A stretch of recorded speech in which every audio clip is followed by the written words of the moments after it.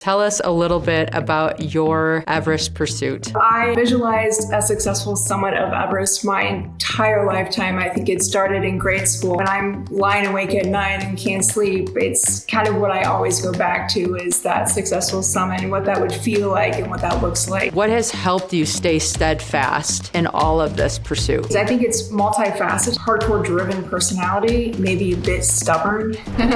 All right, friends, today I have Elizabeth Kostal on for an interview. You're gonna love her because I do, and so you love what I love. She is gonna pursue Everest, and since I've climbed Everest, we kind of have this kindred spirit bond going on. However, she has a unique situation that we're gonna learn all about today because she is not allowing things that get in her way to define her future. So without any more further ado, hi Elizabeth.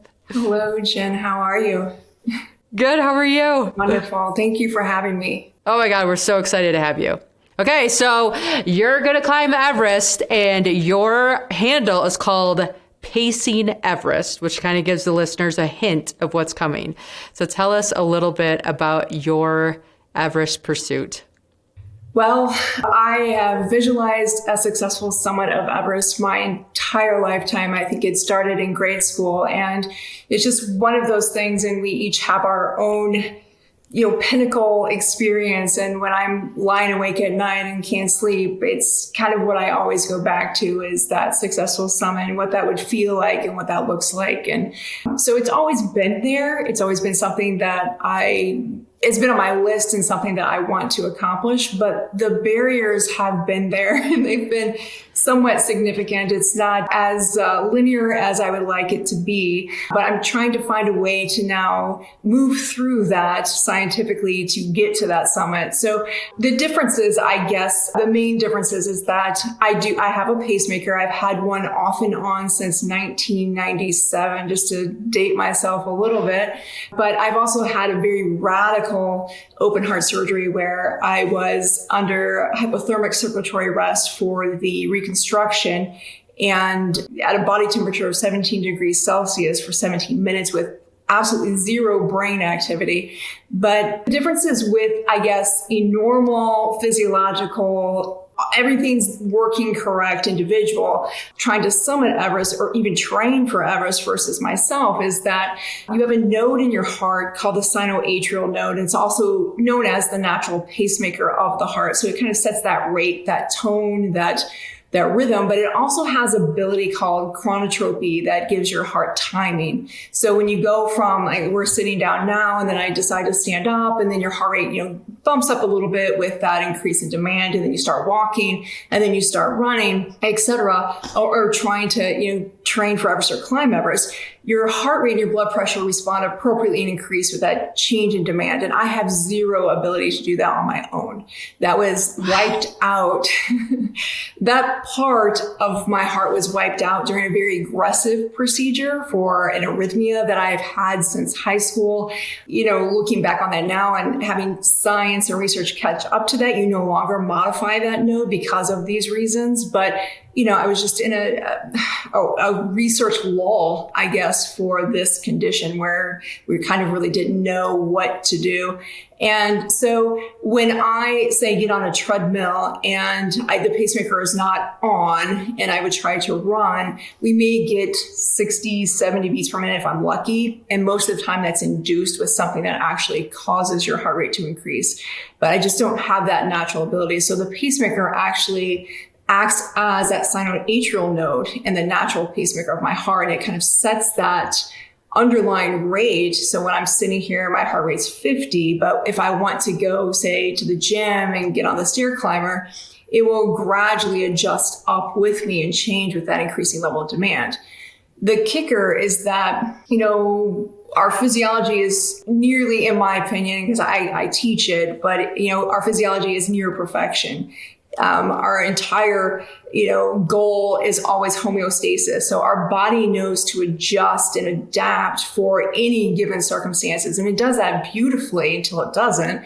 But I'm working with algorithms that are acting as that physiological mechanism, which makes things a little bit more complicated because as wonderful as my device is and as much as I love it, it cannot compete with innate physiology. So as an example, I just got back from Ecuador and did a few acclimatization climbs and et cetera. And in a normal heart, normal functioning, have sinoatrial node, no pacing. As you go up in altitude and you get to high altitudes, as a cardioprotective mechanism, your heart rate will actually start to decrease a little to keep the stress off your heart. And so your maximum heart rate that you're typically used to working with should actually be lower at altitude than it is at sea level. And mine, when we were climbing, I would bump up to my max heart rate and it would literally just stay there. So it's kind of like putting a brick on a gas pedal on a car, and there's no heart rate variability anymore. It just kind of stays.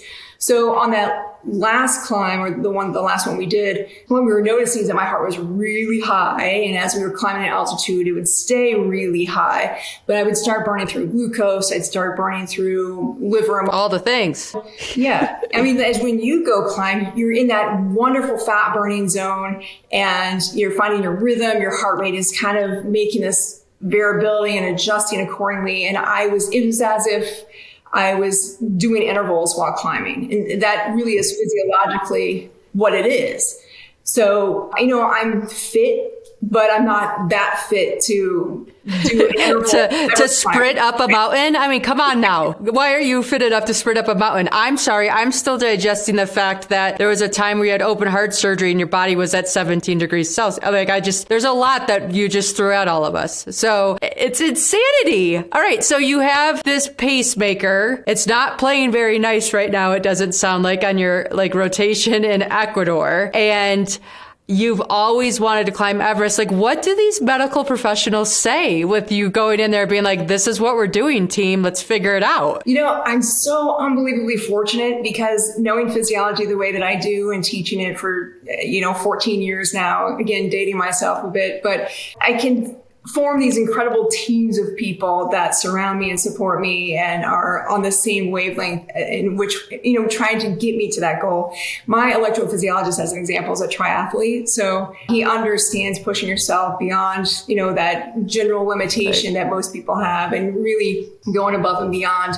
I work with a cardiothoracic surgeon that's also an expert in altitude medicine. And of course, the device manufacturer is on board with the whole thing as well. So it's just really, I guess, to do this. As an example, when I came back from Ecuador, we kind of reboot me, so to speak. So being somewhat cyborgish, we go in and there, I have Wi-Fi in the device. So I sit in a chair and we can pull up all the programming, and we blunted my heart rate and kind of changed a lot of those Russian factors in the algorithm so that my heart rate won't go up as high anymore. And it's a gradual thing. But it's kind of that. It's working with some of the best scientific minds, in this endeavor, and being surrounded by people that really know what it takes and the physiology behind those mechanisms behind the adaptions to actually climb big mountains and reach very high altitudes. It's somewhat easy for me to be fit and to go out and get on my bike and do whatever I please with this device. But when you're talking about variables like high altitude and mountaineering and the risk and all of that, it's a game changer. And you really need people who know what they're talking about and have lived those experiences and can really talk the biomedical engineering, the mountaineering science and pacing and the algorithms and really know those. So it's a concerted effort of many, many people. Otherwise, there's no way I can do this on my own. Well, it's just fascinating for me to even listen because I'm sitting here thinking okay, well, what about temperature changes and needing to adapt to that? And what about oxygen intake and needing to adapt to that? And all the different pieces that go into it for a healthy, able body, let alone somebody who has a pacemaker that they're like, okay, how do we make the algorithm work for my pacemaker? We're not talking Instagram here, friends. We're talking the algorithm for your heartbeat to be able to keep everything moving and going. Okay, so you were just in Ecuador and got valuable feedback, right? I mean, it wasn't the results that you wanted, but even the language that you're using is giving you opportunity to take that as a lesson and learn versus as a sign to turn around and say, just kidding. So I love that.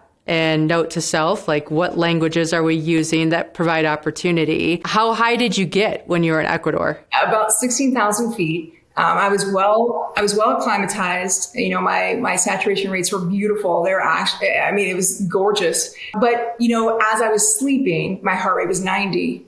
So my resting. You weren't sleeping then. Right. Yeah, no, I wasn't eating. I stopped eating because of a feeling like, you know, the gas pedal was on nonstop. So I kind of shut down where I couldn't eat any longer. But as we would climb and get higher, so I really kind of started to feel it. I didn't feel it for days. When we got to around 14,000, you know, my heart rate was 150. And that's too high at 14,000 feet. You imagine if we are doing Chimborazo and I'm still at 150, because what's really hard with pacing is heart rate variability.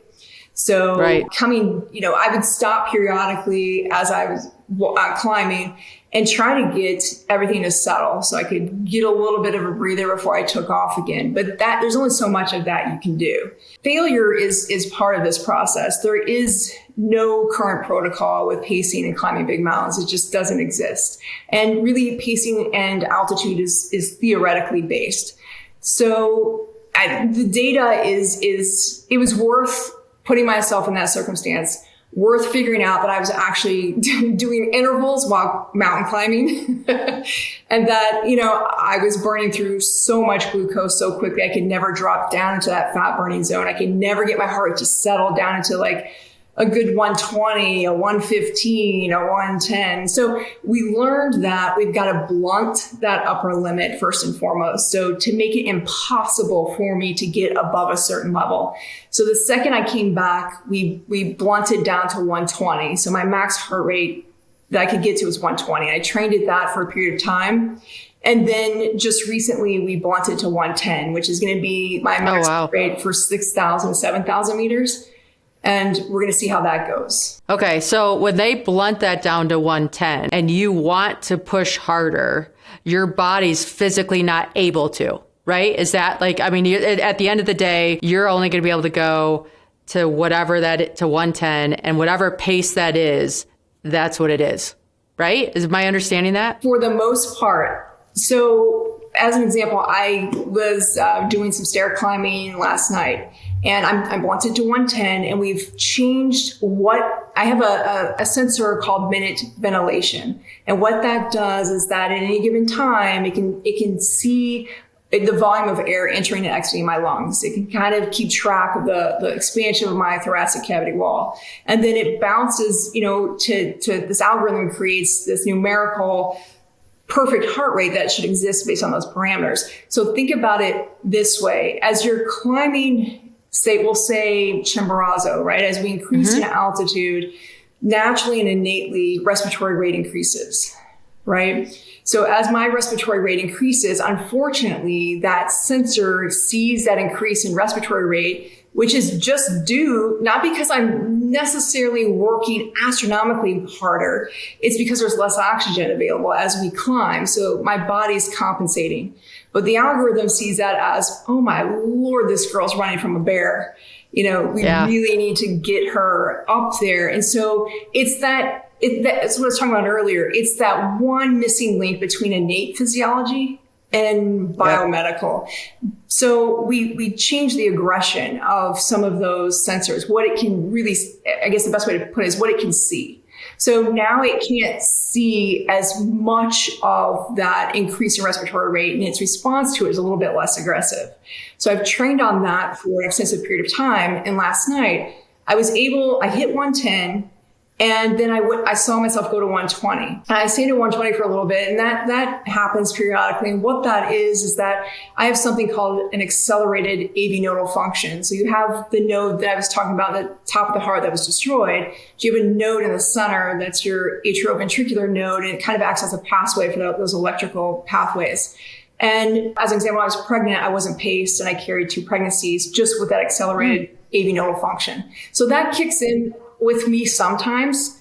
And so I can get up to certain rates, but it won't last because that node kind of just, I don't know if it fatigues or it's not meant to go that high and maintain that type of rate. And so I'll see it, it'll last a little bit and go down. So I guess the long story short is that I might be able to get up a little bit, but I won't be able to maintain above 110. So I'm going to have to be unbelievably fit and efficient. Unbelievably fit. At yeah, 110. like 1,000%. I mean, that is some serious training. Okay, so what's the worst case scenario, like when you're doing these trainings? I mean, is it all of a sudden the pacemaker says, I'm done, and it stops working and you have a heart? Like, how does this work? No, I mean, I'm it's funny you mentioned that. My battery is getting low. There was a planned lull between Ecuador and Argentina because when I left for Ecuador, I had about about 2 weeks before Ecuador, I had about a year and a half left. I currently have about 6 months left because as you know, with anything that's battery powered, when it starts getting low, it loses power more rapidly. So what it's saying currently is 6 months, and that's really theoretical. So we are going to switch it out before I go back to Ecuador, go to Argentina, definitely Everest, because I want a good 9-10 years plus on this when I'm up there. But no, I mean, it will just, as long as it has battery, it's just going to keep on kicking and do whatever. Here's the thing. It's just going to do whatever we program it to do. So if I'm not successful and the heart rate's too high or the heart rate's too low or it accelerates or decelerates too fast or too slow, it's not that the device is inappropriately working.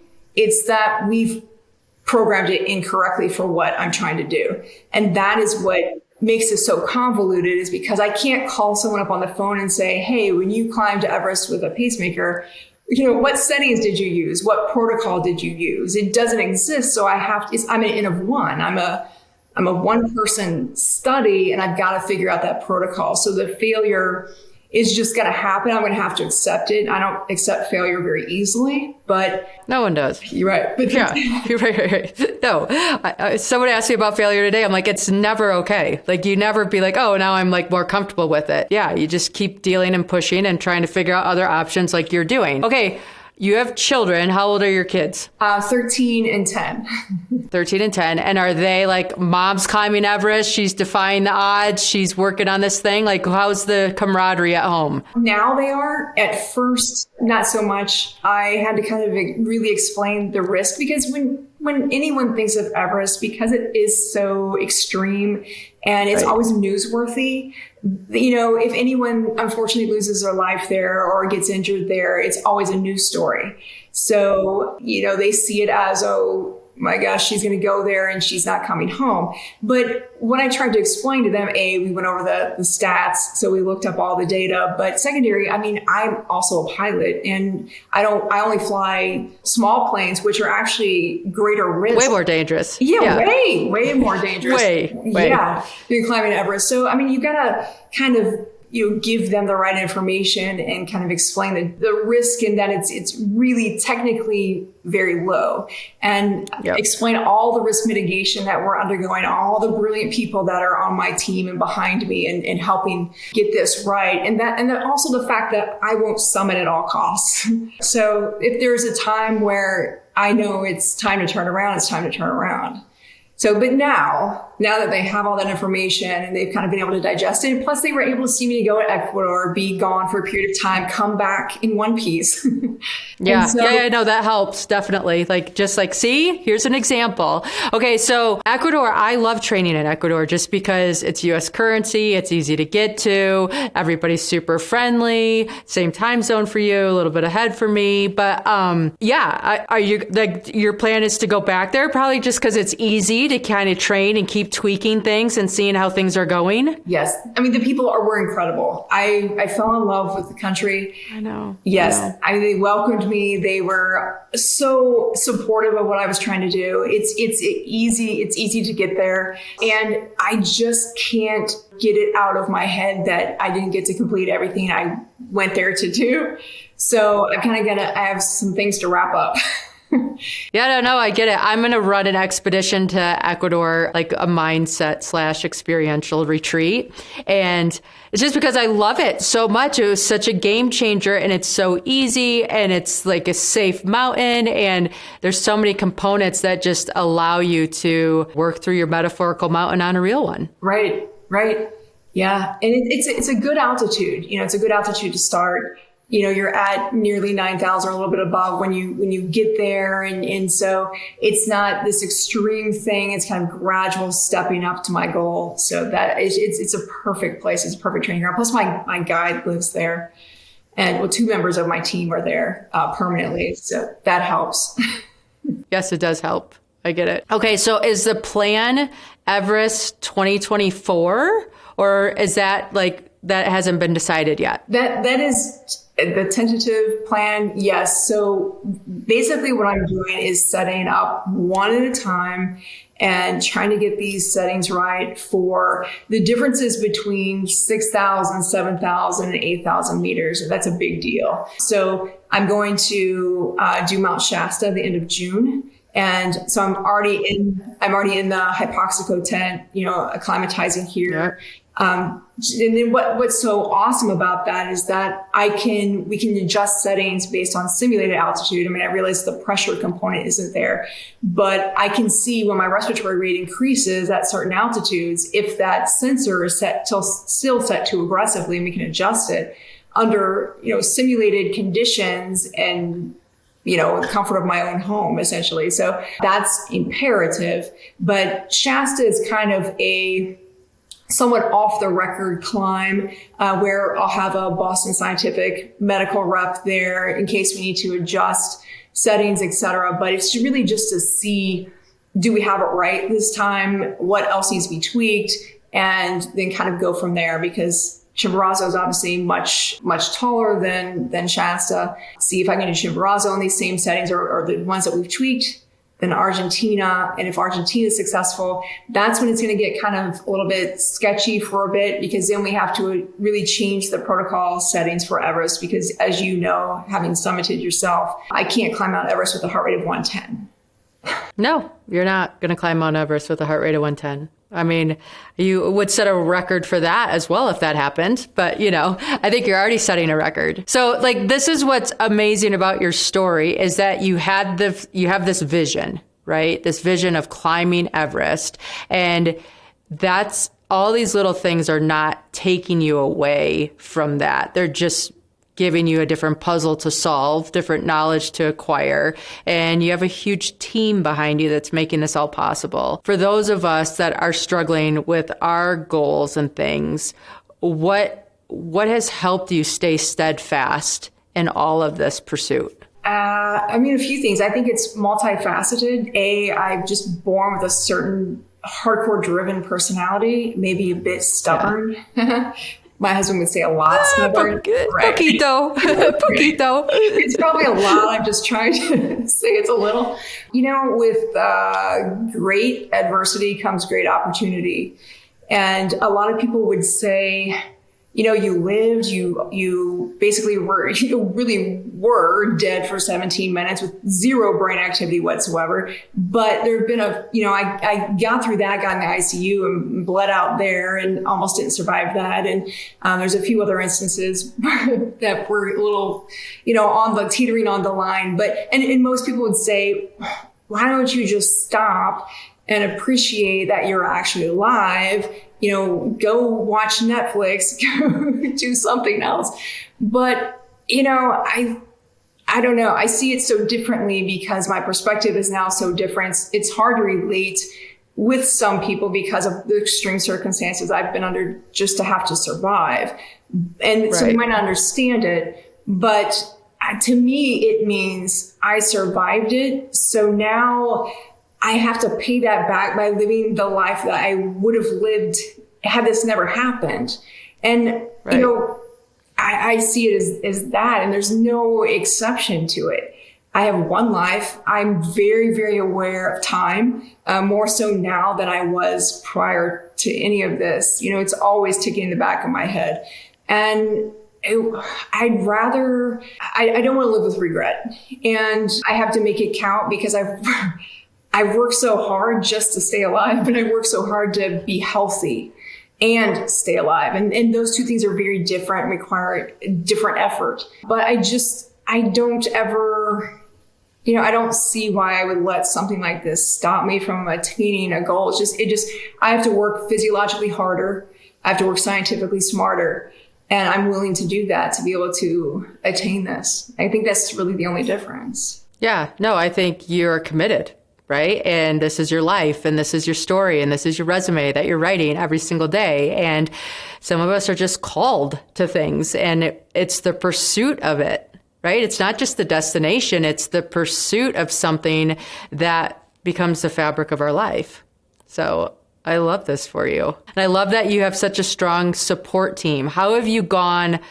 Because I truly believe to do hard things, you have to have, your support team has to be on point. Like for me to be on the mountains and engaged and doing what I'm doing there, I have to know with 1,000% confidence that everything at home is okay. Because if there's like even a little bit of my thoughts back home, then it's taken away from my experience there, right? So yours is at the same level. How have you maintained and grown and just had this stabilizing team that's allowed you to pursue these things? I mean, I've been very fortunate and very lucky in that regard that, a lot of individuals that are at the top of their game and the pacing field and mountaineering have liked the story and believe that I can accomplish this and know what it means to actually accomplish this, because it does, if we get the protocol correct, it opens the door for other people to be able to do this, but maybe not Everest. If they're not interested in Everest, it opens the door for other extreme sports in pacing. So, I've just been very fortunate that they've offered to be a part of my team. I can't even think of going with anybody other than who I currently have. And my family, again, has been supportive. My husband has been supportive. I couldn't do this on my own because there's so many variables and I'm handling a lot of the, some of my components are risk mitigation and the physiological aspects, really determining how I'm physiologically adapting to the things that I'm undergoing. So when I get in the altitude, how am I physiologically adapting to increasing the altitude, or how do I feel when I'm climbing? What's my heart rate? Because I teach this stuff, I can look at it and look at it logically and say to myself, all right, we didn't get this correct. And so I'm that part of the team. And obviously I'm the one also doing the climb and trying to set the protocol. But nothing, as you mentioned, nothing to this magnitude can be done by yourself. And you have to have experts and people that, kind of your ride or die. Yeah, right. Now with this, because you have to be so honest with yourself, right? And just be, okay, here's where I'm at. And I feel like mountaineering can be such an emotional game, right? Like the summit calls us, like it teases, it taints, it does all the things. How have you been able to separate, okay, here's my emotional mind acting up and here's my rational mind acting up? And that's a challenge. Yeah. I guess one of the things I said when I came back initially was it's very tough to be responsible. Tough. You're spending, money to do these things. You're spending time to do these things.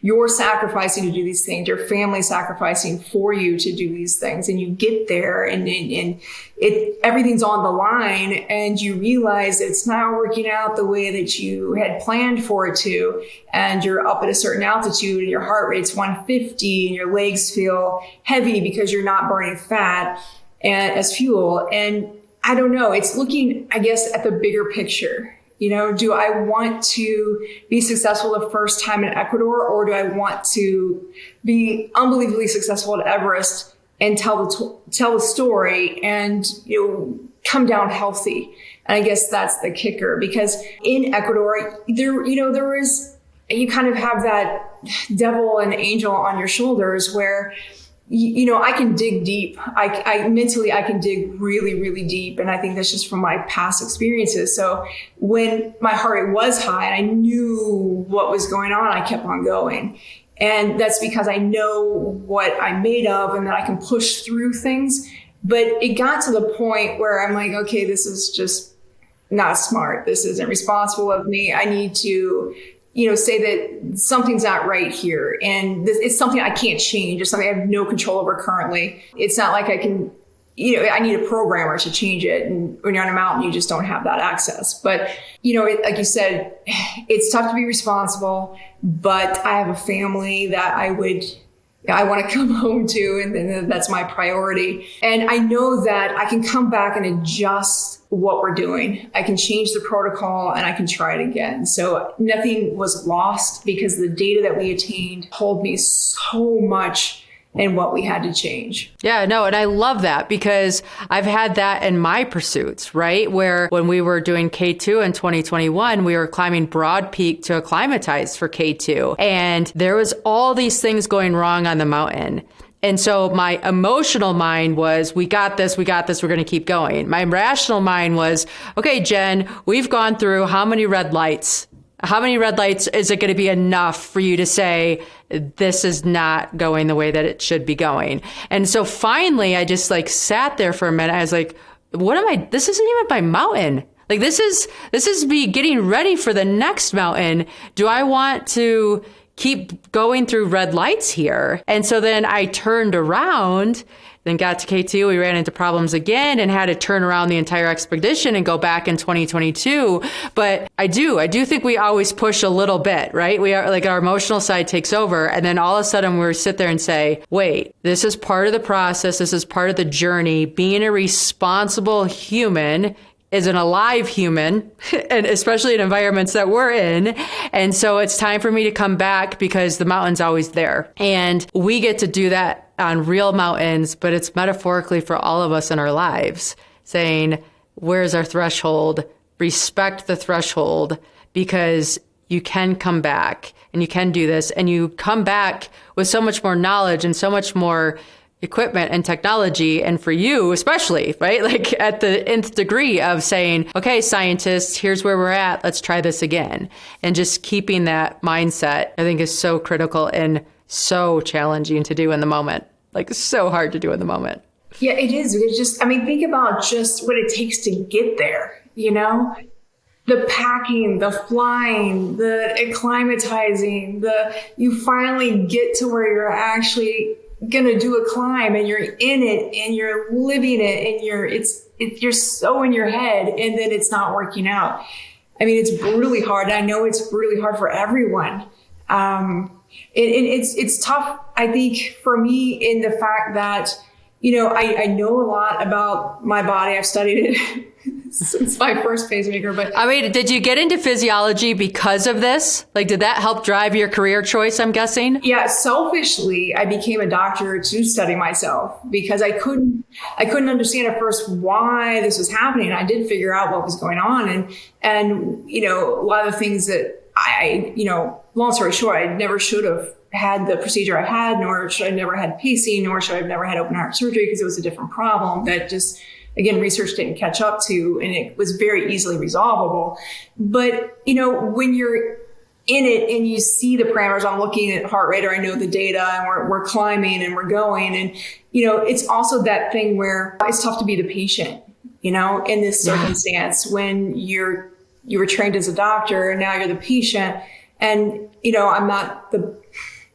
I'm not the best patient out there. Oh, come on.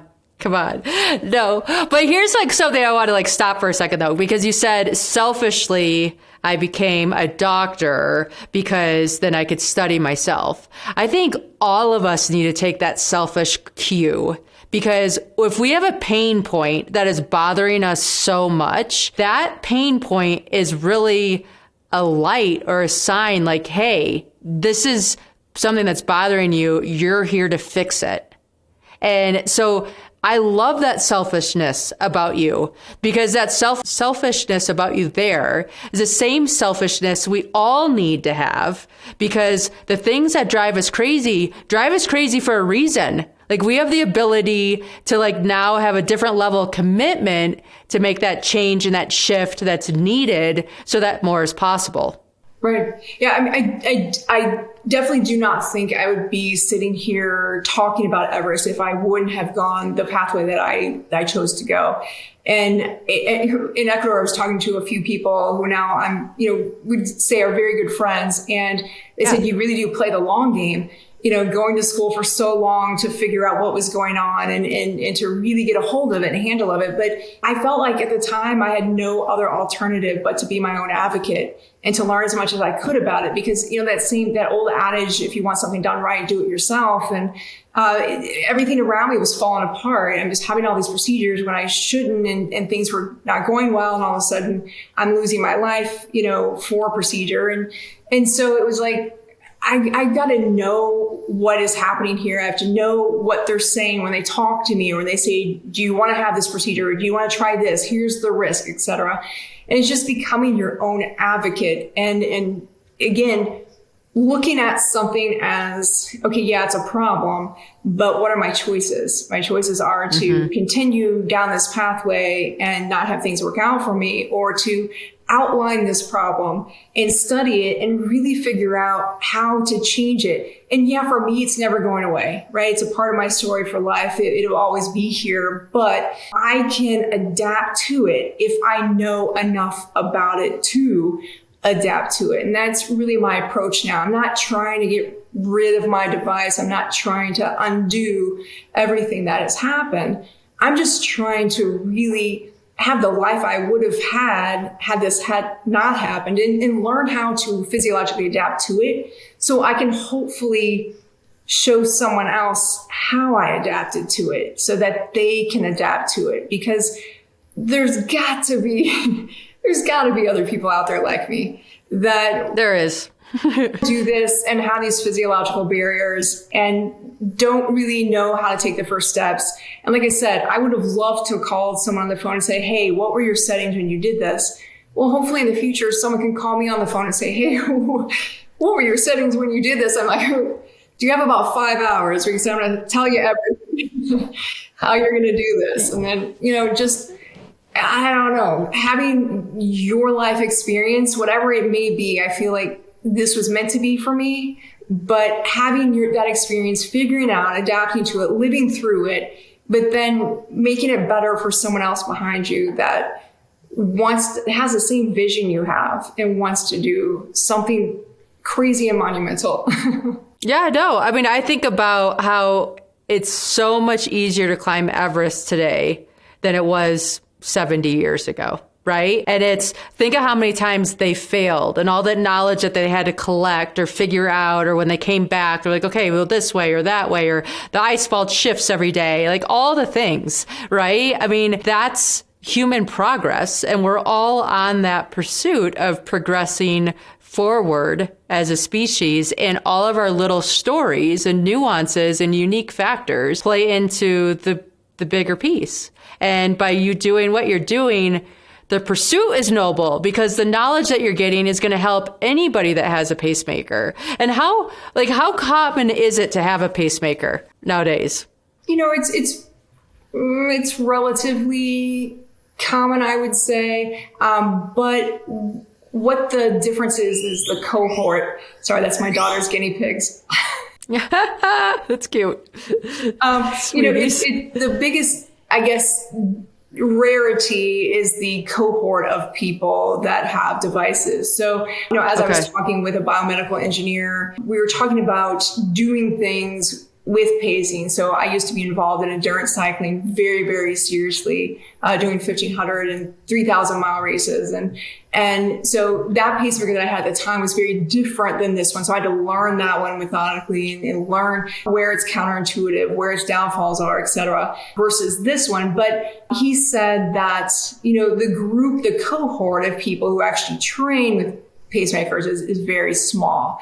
However, the cohort of people who do extreme sports with pacing is infinitesimally small. So, it is a small cohort. You tend to see pacing with, other cardiac conditions attached to them, whereas I don't really. Mine kind of started from, again, that someone destroying that note in my heart, and then not having that ability to adapt to or respond to the increase in demand or that chronotropy that exists innately for us. So mine didn't start from cardiac disease or cardiac condition. I was born perfectly healthy and normal. It didn't really start happening until I was about 15 years old. So I guess, that's the difference. When I go to, I feel like I'm an old soul and I thrive around older people. But when I go to my cardiologist, I'm by far the youngest one in the office waiting to go in. And then often people ask me, are you here to pick up your grandma or your grandpa or et cetera? So, that's kind of just something you get used to over time. But there are children, who are born with electrophysiology issues that are paced, from infancy onward. And I think about them specifically because eventually they're going to want to be extremely active and participate just like everyone else. And although they might not want to climb Everest, this protocol still does help them because the changes that we're making are not typical with the device settings. We're gearing them for an extreme pursuit. So even at that, this protocol helps someone that wants to play on the soccer team or wants to do ice skating or, whatever it may be. So, there's a lot of people with pacemakers, but it's what they want to do with them, I guess, that makes that very rare. Right. No, that makes sense. I just love how the story you're telling is so much all of our story, right? It's easier to weather the storms and the setbacks and the hard components of whatever we're pursuing when we know the results of what we're pursuing help more than just ourselves. Right? Like we're such a connected species and we're so intertwined with each other. And when we chase our own goals and we overcome our own hurdles, it's helping other people with theirs, whether it's the exact same story or something a little different. It all comes together. And I just love that you've been able to stay out of this victim mentality and be able to just keep pushing forward and saying, no, this is not defining me. I am going to find a way. And in the way that I'm finding it, I'm helping others as well. And so many times I feel like we get stuck trying to help others at the expense of ourselves. And I love how you're... Oh, yeah. Especially as a mom. Yes. Yeah, right? Like, it's like, oh, I got to do this and then I get to me. And if you can do you still get to help others, right? But you get to be full and excited and happy because you're doing what excites you and you're helping others. It doesn't have to be one at the expense of another. And I love this. I love your story. I love what you're doing. I love all the things. So we're going to follow you. You have an Instagram handle, Pacing Everest. You have a website, and then we can donate too, right? Like, tell me a little bit about how we can support you on this journey. Yes. I mean, Everest, as you know, is quite pricey. Yes, right. It's like a car, a nice car, a very nice car.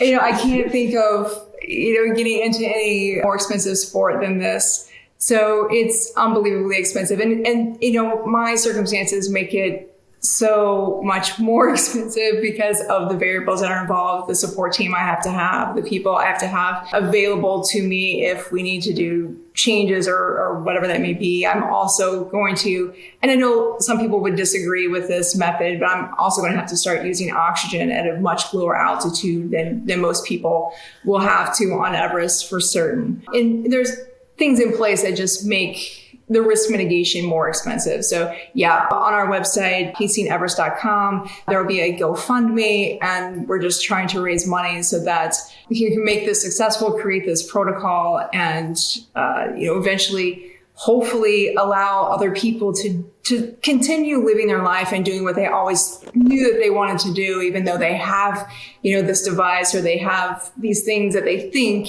are going to get in their way. But we have, I think, in our heads, these perceived limitations that we set upon ourselves, regardless of our circumstances. So we have a normal, healthy individual that still is going to say, I can't do this or I can't do that. But it's no different for me, really. I set those subconscious limitations on myself as well, but then realize that they don't really necessarily exist and I can push beyond them. And hopefully other people who kind of are like me and have this same pathway that they're leading, that they'll be able to then push past those limitations as well and do the things that they want to do. Our monkey minds, right? That whole, like our body always wants to stay homeostasis and safe and easy. And the limitations are there, whether you have a pacemaker or not. And learning how to push through those barriers and become your better self is, I think, one of all of our pursuits. So yeah. But thank you so much for sharing your story. This is going to be super well received episode because everybody's going to love it. And I like how you challenge us to say, what's your limitation and what's your way around it? So we're cheering you on. Thank you so very much. And again, I think it just comes to, again, when you have adversity, you have to look at it as opportunity. There's always something to learn from it. Good one-liner. Right? Adversity equals opportunity. I love it. Thank you. Thank you.